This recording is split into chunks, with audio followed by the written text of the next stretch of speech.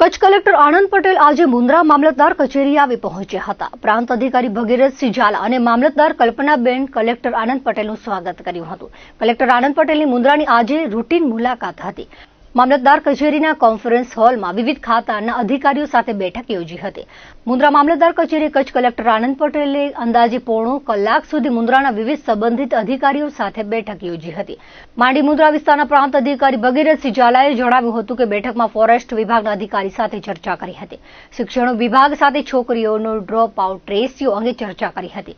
મુન્દ્રા બારોઈ નગરપાલિકા સાથે જળ સંચય અંગે પ્રી મોન્સૂનની કામગીરી તેમજ દબાણો અંગે ચર્ચા કરી હતી. બેઠકમાં TDO Anil Trivedi, PGVCL Mahesh Modi, police મુન્દ્રાના પીઆઈ રાકેશ ઠુમર, માર્ગ મકાન વિભાગના ફેન સેઠિયા, નાયબ મામલતદાર કટારા તેમજ વિવિધ વિભાગના અધિકારીઓ હાજર રહ્યા હતા.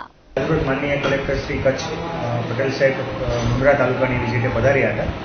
તેમને વિવિધ અધિકારીઓ સંકલનના જેટલા પણ અધિકારીઓ તાલુકાના છે તેમની સાથે બેઠક કરી અમને તેના વિભાગોના પ્રશ્નો જાણ્યા તથા દરેક વિભાગને પોતાની માર્ગદર્શન પૂરું પાડ્યું.